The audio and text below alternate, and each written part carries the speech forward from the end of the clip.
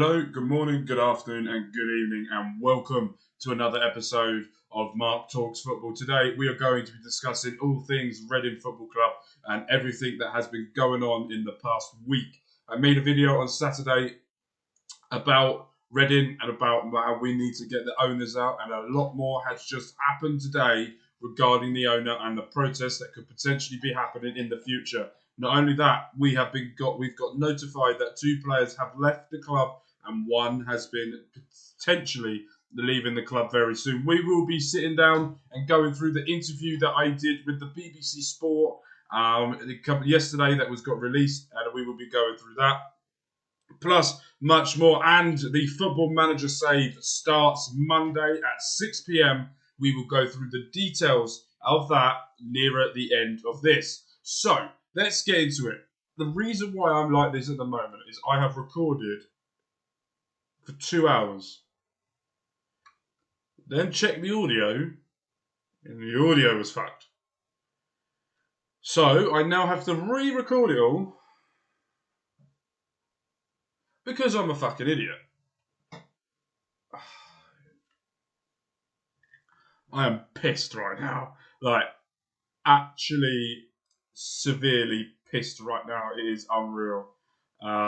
What we're going to be doing is, since the last time we recorded, we are going to go through a few bits and pieces. I'm going to do all of what I did before again. We're going to go through reacting to certain stuff, and we're going to go through all of it and give you my points and views about certain things that have happened. So since the last time we spoke, it was on Saturday. If you haven't gone and seen my video already, it is on the channel before this, where we discuss the protest that needs to happen against the removal of Dai Young Pang, of Dai, Mr. Dai, that I'm going to call it from now on. I made a video about it. It needed to happen. It needed to go on. So, yeah, I'm so pissed right now. It is unreal. It took me 2 hours. I did about 40-minute recording, and then an hour and a half to edit it. And then as soon as I was editing it, and I pressed finish, and then listened to it, it was fucking awful. Anyway, so since the last time we spoke, we've had this: a newsletter from from the CEO. You guys have probably read this already. You guys have seen this already. We're not going to go through most of the following stuff, but there's one point in this that I really want to talk about. This bit. And this is the bit that gets me worried. So what I'm going to do is, if I can do it,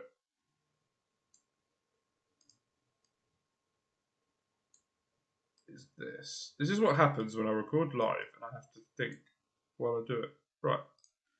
So, this is the main point I want to talk about, is this sentence, this paragraph.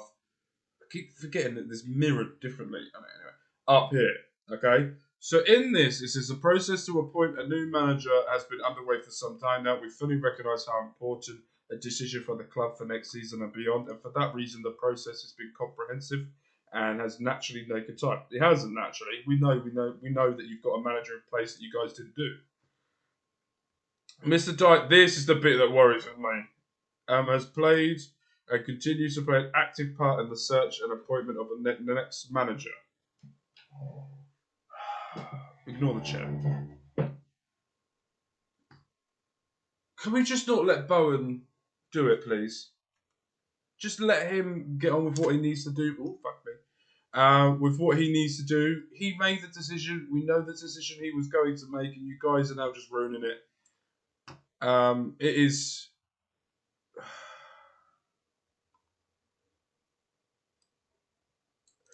This a bit made me laugh, right? When we fixed the issue in the past and build the club back to the level we wanted to be committed. Yeah, you guys ruined it. You're the reason why we're in the shit we're in. It makes no sense to me whatsoever how these people could walk into this club and go, yeah, we're just fixing stuff. We know what we're doing. We know what we've done. Yes, because you're the guys who fucking ruined it. It's not rocket science, is it? You guys fucked us up. You guys put us in a bad situation. And you guys wanted to get out. Like,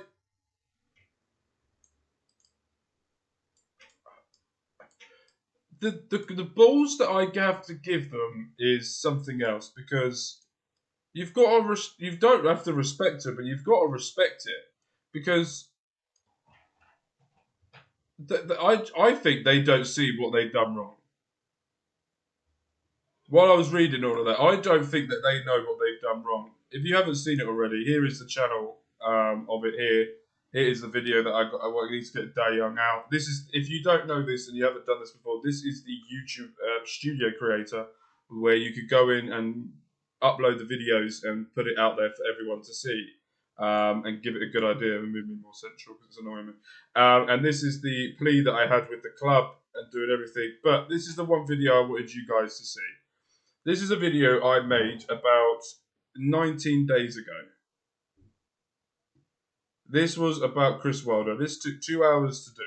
I'm tempted, if you guys want me to release this, I'll happily release it. If you don't want me to release it, I will not release it. Please put a comment down below. Tell me if you want me to release this, because I'll be happy enough to do it. If not, not. It's just basically a tactical insight into what Chris Wilder would bring to Reading when all the palaver was happening about him joining and him coming. I made a video about it and wanted to make sure that we got all the details about the new manager we're getting. And we've also been told that we're getting another manager, and with that manager it's going to be the former Southampton intern manager, Ruben Salas. He's done a lot of stuff before, but his very first managerial role was with Southampton in the Premier League, where they got relegated. I would say sadly, but it's been writing on the wall for them for about a few weeks, isn't it? So, yeah. So we're gonna have a quick look at him and see what you guys think about him. So here he is. Here's the stuff I go to get all of my information. I go to transfermarket.com and have a look, a bit of information about him. He's 40 years old. He lasts about 2 months in a row by the looks of it. Preferred formations are 4-2-3-1. He's been assistant manager and a manager of the under-18 in Valencia. Not much we can really say about him. He won 2 games, drawn 4, lost 10. Well, overall, he's at 18 games, won 3, drawn 4, lost 11. Not the greatest record you could really put the man behind, but at the same time, if you really look at Southampton, also turtleneck looks great. If you look at Southampton, they were always destined to go down anyway. So, especially after they sacked Ralph Hasenhüttl with a manager that's unproven in the Premier League. But yeah, here is his managerial history he's done before. Nothing spectacular, nothing amazing to stand by. I do want to look at this. So here's all the stuff. So he played Leeds United once. What teams has he beaten? No one. Drawn. He drew against Tottenham. Where does he wins? Should we change it to wins? So he beat Sheffield Wednesday, sorry. He's beaten Chelsea. He's beaten Leicester. To be fair, anyone could fucking beat Chelsea last season. They were atrocious. Sheffield Wednesday, cup game. Bournemouth, and then they lost. And then here are all of his losses that he has done. It's madness, isn't it? He drew against Man United. There we go. Positive. He drew against Man United, who they're apparently rebuilding, and everything seems happy with them at this precise moment. So I am interested. That was interesting. I thought we'd have a quick look at that to see a little bit more about himself, about the new manager update. He's the only one that's been talked about at this moment. Nathan Jones has apparently been another person that's been talked about. Carl Robinson has apparently turned down the opportunity to be Reading manager. Thank fuck. Didn't want him anyway. Look, biggest pile of waste of manager there is. Up there with Paul Ince, and thank God that he was turned down. I think that's about it on the manager we haven't had. I think Kelly Chambers has left the club after 16 years, with the club now going part-time. Madness. So, talking of madness, we've had this news today, which is going to cheer a lot of Reading fans up. And it is that Yaku Mate has turned down the offer of a new contract. 27-year-old, after signed for Reading 7 years ago, has left the club. I'm sad about this. Not as in the player or the ability, not as in the ability of the player, because sometimes on his day he could be absolutely well beater.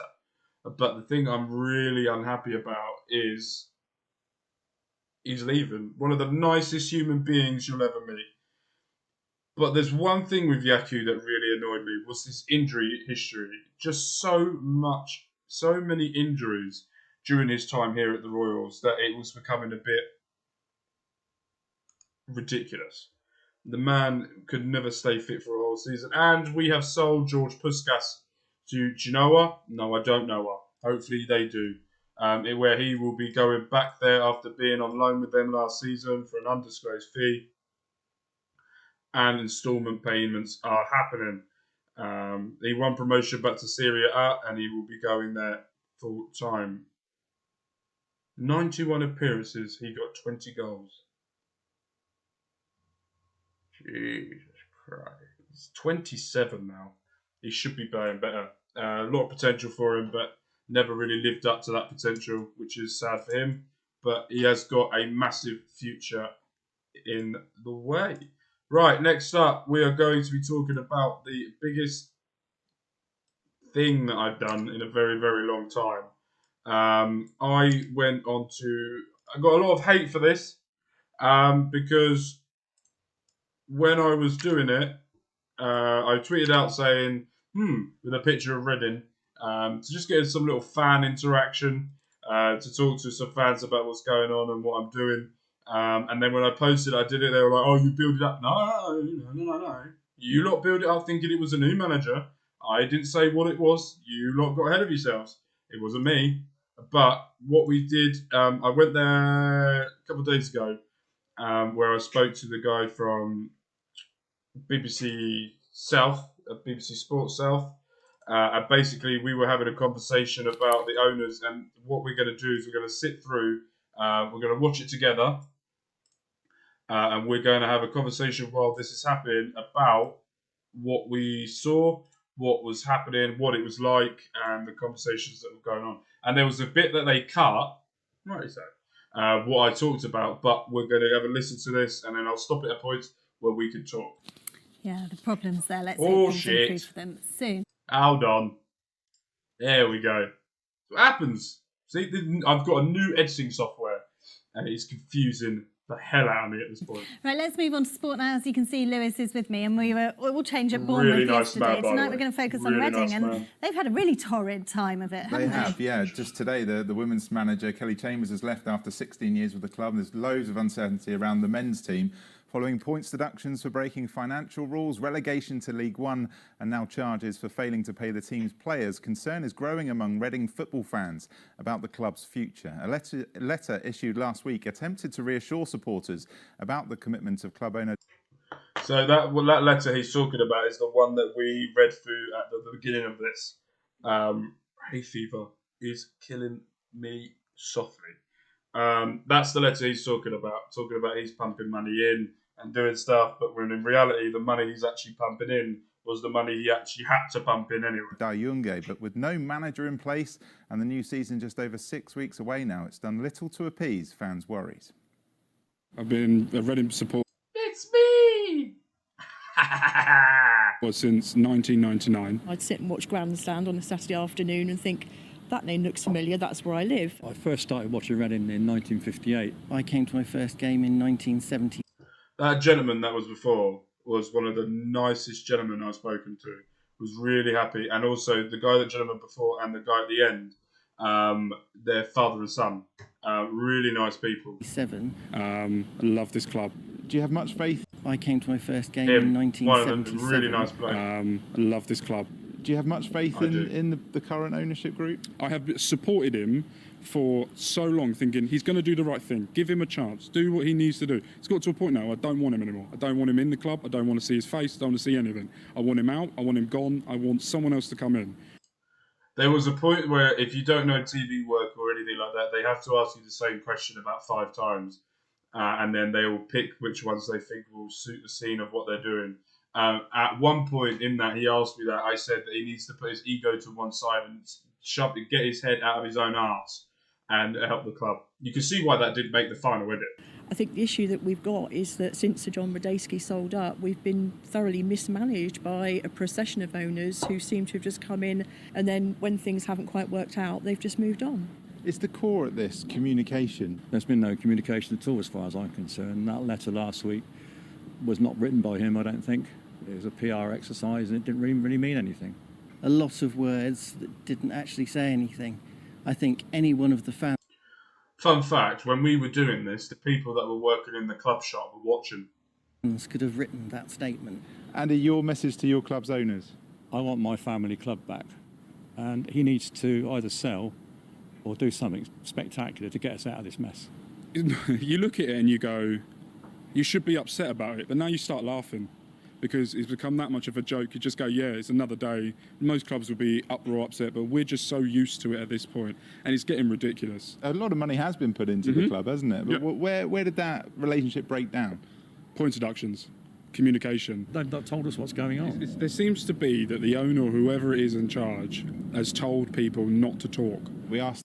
We were talking about that point because the one thing that I felt, and we've discussed before, is you don't hear anything from any players or any social media at all.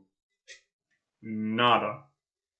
But so you don't hear anything about social media and what they're doing on there. And not only that, you don't see any that social media posts about players. You get the happy birthday, but you don't really get much else. There's no interaction.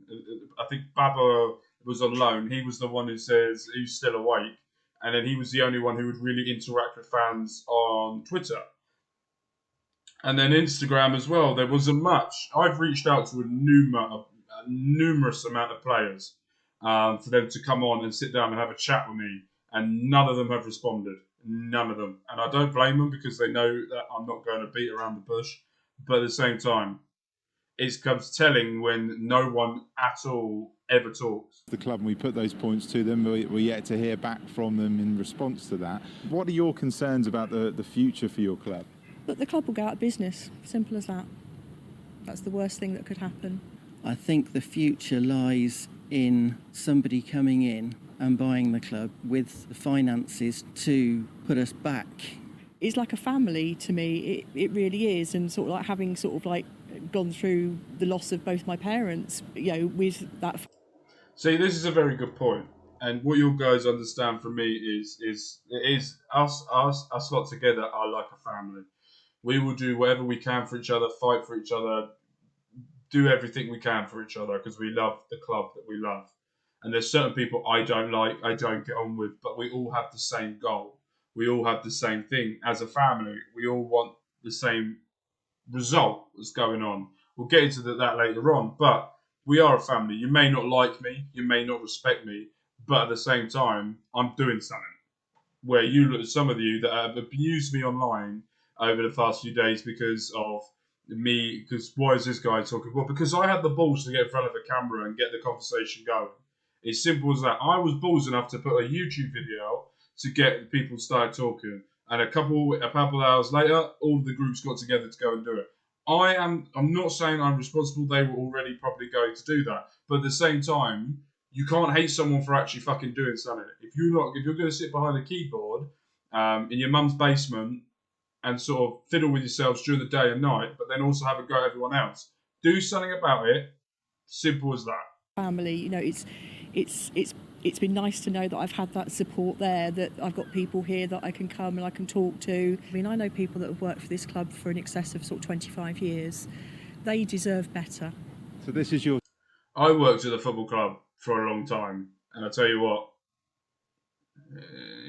chance then, Mark. What do you want to say to your club's owners? Talking is cheap. We need to see action, and we're not even seeing that. I fear that my children won't know who Reading are. My mother took me to Reading, and I want to take my children to it, and I want my children to take their children to it.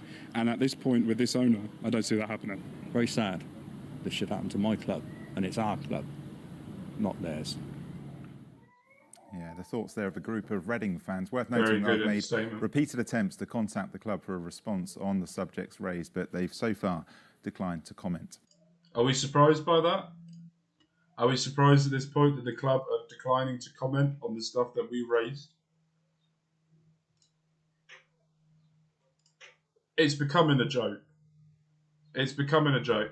As I said earlier, I've made this video, right, already, and I was very upbeat, very happy. But it's got to a point now where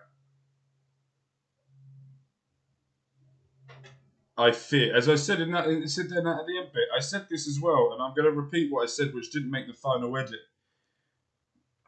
Last month, we had Mental Health Awareness Month. As you guys know, I did a video on that, opening up about my mental health awareness and everything.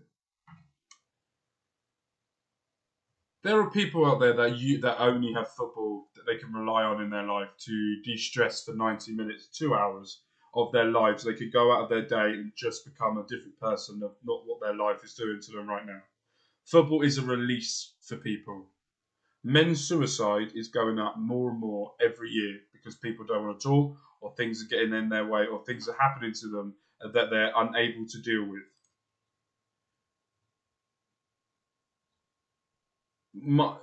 Reading is very much a community-based area where the stadium is quite far away, but everyone around this area is supportive of each other, I would say, to a certain degree. When you take football away from people that are struggling, you're bringing their life expectancy down a heck of a lot more. And that's my worry. They take the football club away from those people. I worry for people's lives. And I'm not being over dramatic at this point. That's exactly how I feel. If I don't have football in my life, I've got my kids. I've got my partner. I've got a wedding coming up next year. I've got my wrestling that I love and I like to do. I've got Formula One. There's people out there that solely base their life on football because it brings them the most enjoyment, it brings them the most release out of anyone. And the club are playing with that. And it shouldn't be allowed. And there was this big discussion online the other day when we discussed about the protest that the EFL are not accountable for their actions. They fucking are accountable for their actions. The EFL are the most atrocious organisation going out there. And I don't really care how that will be perceived. You do not let owners. There are 4 or 5 owners that have come in the past 3 years into EFL clubs that have either bankrupt a club or put them into administration. How have they let Wigan owners come in and destroy that club? We have Bury. We've got Scunthorpe that were here or around. There are other clubs that are going around that are struggling to pay for their people because the EFL are letting owners come in and lying to them. We need a regulator to come in and properly do this now, or this EFL needs to sort themselves out and stop doing whatever the fuck they're doing right now, because whatever they're doing right now is ruining lives, ruining jobs, and ruining people's everyday use. And not only that, the fucking owners that want to try and buy football clubs, even though that they have no money to do so, please go and find a room and go in it and fuck yourself. It's as simple as that.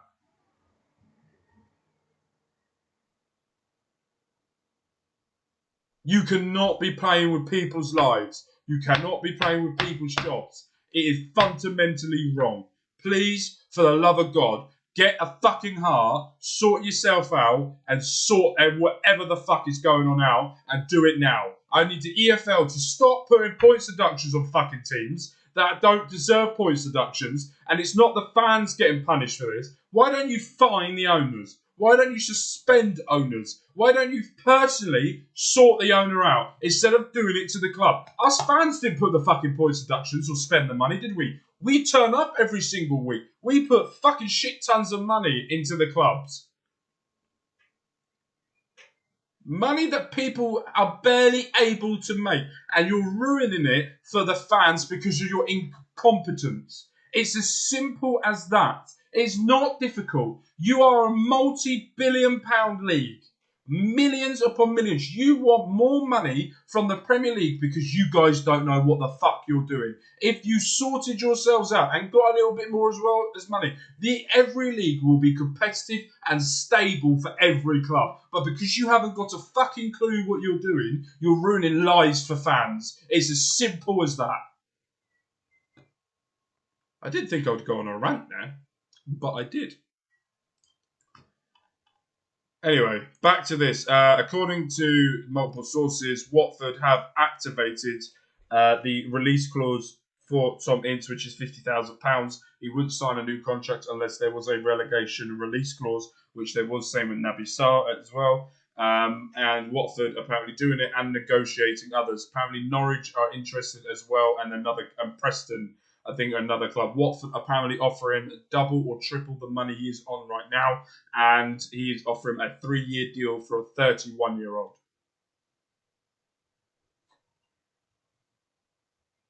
Watford, good luck. Good luck. It is. That is ridiculous, by the way.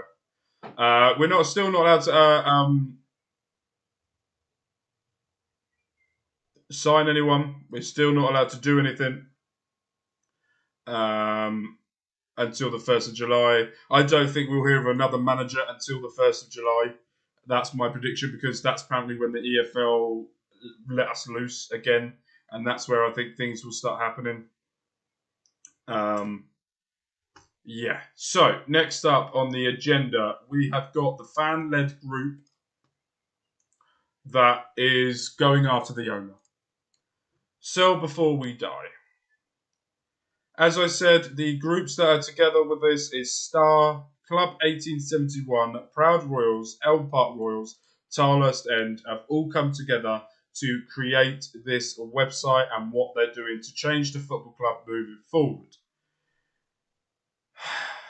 Following the news of the we'll go through all of that. It's a desperate period for recently relegated Royals, who are currently without a manager or enough senior players contracted to fill the team next season.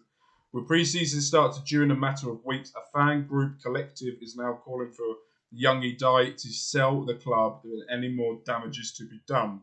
Nick Holton, who you will know on Twitter, is the spokesperson. Despite his best interest, Mr. Dye's stewardship of Reading FC has been unmitigated disaster. His reign has been seen financial losses, a hat-trick of relegations, as the academy and both men's and women's team have suffered relegation as well. Despite this, Reading FC remain supportive of Dye. Reading FC fans remain supportive, with many seeing the relegation as a chance to reset, follow the footsteps of Nottingham Forest, Leicester and Sheffield United in recent years, who will bounce back from the third tier to the Premier League. However, the latest round of charges and potential points deduction for the third season in a row, now coupled with the apparent collapse of a hugely popular move to appoint Chris Wilder, has destroyed what little faith remained in the Reading FC owner and CEO, the fucking prick. We are calling for Mr. Dye to sell the club at the earliest opportunity and give Reading FC the chance to follow in the footsteps of Forest, Leicester and Sheffield United, rather than the other two clubs he's fucked in the arse as well. We know this is unsettling time for all staff work at Reading FC, and we are fully aware of them. Our focus is seeing Mr. Dye and Day Young Prick removed from the club. By the way, most of that stuff that I added myself because I'm pissed. The club will now have a series of protests and maintain. This is the bit I slightly don't agree with, but I understand what they're doing. Reading FC ownership to sell out. Rangers seeking council support for the protection of the stadium's usage to more direct fan action, which aims to secure the long-term safety. I think that's either the fans come together to buy the stadium or something, so that whatever happens, we own it. I'm not 100% sure on that one in case he tries to sell it off, but I think that I'm not 100% sure in this one how I feel about that. On Thursday, tomorrow at 7:30 p.m, they are doing a Twitter space where you can go on and give your opinions and options to go to the campaign. The Sell Before We Die movement is comprised of Star, Club 81 Proud, Elm Park Royals and Tilehurst End, but aims to fully inclusive of all supporters who feel the same way. for all media, contact this guy down here, and then you'll be able to see, if I move myself a little bit out of the way, there is some stuff that you'll be able to get out and sort of post online to sort of piss everyone off, really. So that's what they're doing that for, moving forward. I think that's a really good idea. I like it. If the protests are going to happen, it has to be done at the training ground, because that's where they are. They're not at the stadium. There was a protest that they were apparently trying to put together for last Sunday on Father's Day, but people actually understood it's Father's Day, and there's no point doing it at that time. And not only that, you're going to bring board games and stuff to play. That's not a fucking protest. That's just a picnic. If you're going to do stuff, do it fucking properly. It's as simple as that. Right, before I carry on going anymore.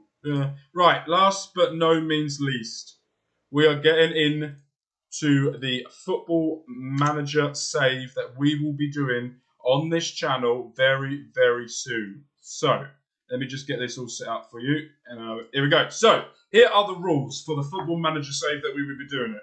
All of the staff, excluding scouts and physios, will be removed. Gone. They will just be gone. I will edit it. I will release them by editor out, so it doesn't make us lose money or anything like that. Get rid of them all. There might be some staff I keep, but 90% of them will be gone. And then I will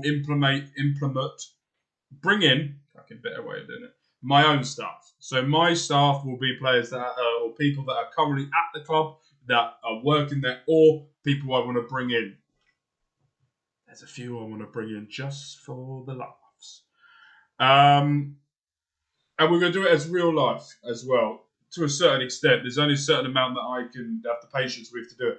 All of the players that are set for release, that are leaving the club at the end of this season, have been sold or whatever, will be released. I cannot offer them a new contract. I can play them, but I won't be able to offer them a new deal, and I cannot sell them either. That I cannot make money. I have to deal with what I've got and try and find other ways of bringing in the income, i.e. doing a tournament in pre-season, because that brings in a lot of money. And then as well, at the same time, there has to be 3 academy players starting in the starting 11 every single game. No matter who we're playing, no matter what's going on, there has to be 3 academy players starting every single game, including cup games as well.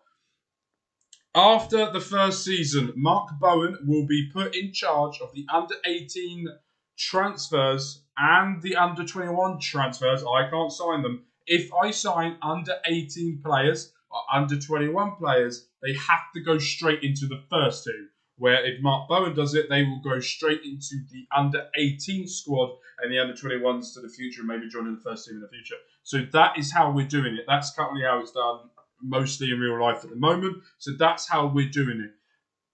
It's going to be difficult. It's going to be a lot of fun. But there's one thing I want to ask from you guys as well. As you guys will know, I have been doing a lot of stuff recently about Football Manager and stuff, but there's a thing that I need you guys to do and help me out. Here is my Twitch page. It's called Mark Talks Wrestling at this precise moment, but it's going to be changed. It's going to be called Mark Talks and Plays. So, every Friday I go on Twitch and I do my SmackDown reviews, but I want to change that. During the week, there will be Monday to Saturday a stream happening starting next week, where we will be playing either Football Manager, WWE 2K23, or any other game that I've got. I've got a cricket game, I've got MLB that I can't play, but I'll give it a go on stream just to have a bit of fun. I've also got games on here as well that we could be able to play with as well at the same time. But yeah, we're doing a lot more stuff. And Kick. Kick is a very controversial platform at the moment because a lot of people are there or around looking at it. I will be streaming on Kick, and it will be happening very soon. And I would like you guys to come and join me either on Kick, on Twitch. Well, that's where I will be streaming. I will not be streaming the Read and Save on any platform. We'll not be streaming it on any platform. If I'm streaming Football Manager on Twitch or Kick, it will be a completely different save. It will be a new save, and then YouTube. The only way you'll watch the Reading save, you won't miss anything, is only on YouTube. So the plan of action for videos starting next week. Okay, for YouTube, it will be Monday 6 p.m. a Football Manager Reading FC save, as well as Tuesday, the same time, Monday and Tuesday. On Wednesday, we will be doing a roundup of everything that's been going on Reading FC, like we do with these videos. And on Thursdays, Fridays, and Saturdays, Thursdays and Fridays, we will be doing our Reading FC Football Manager save. And on Saturdays, will either be a match day vlog when we get back to the season, or just anything else that we want to discuss, or there's anything you guys want to do that you want to have a bit of fun with on the weekend. So, Monday to Saturdays on Twitch, we will be doing Football Manager, WWE 2K23, review shows that we do about wrestling, and on weekends it will be a chill stream where you guys can pick and play whatever you guys can choose what I play, and we will be playing that. So that's what we're doing, plus much other things as well. And we've got another channel as well. Don't forget Mark Talks Wrestling. A lot of stuff going on there as well. And I will be doing a WWE 2K23 save, a little bit different than what most people are doing it, but it's going to be a lot of fun. So don't forget to go and check that out as well very, very soon. But with that, that is me done. That is nearly 3 hours altogether. I've tried to make one fucking video. So, with that, with love, with care, I want to say thank you. I hope you guys enjoy the new way of me doing my videos. The overlay's sort of gone a little bit. I might use only the overlays when I'm streaming. But the overlay's gone. I want a bigger immersive experience, and there's a lot more stuff I can do on this when I'm recording as well, and I can move myself around like with this. As you can see here, where is it? If I go like here, I could just move myself around, say hello. Oh, you don't want me in that bottom corner? Fine, I'll just do this. Hello, I'm up there now. This is way too much fun for me, I'm telling you. So, with that, with love, with care, I will see you guys for Monday, 6 p.m. Football Manager, the road to the Champions League, road to the winners of the Champions League. That's what we're going to call it. For Reading FC, we'll get rid of those points deductions. We're going to win the league in the first season, win the Premier League in the second season, and win the Champions League in the third season. If that actually happens, then God, I'm going great at Football Manager. But it won't be, and it'll be fun. With love, with care, I'll see you guys very soon. Peace.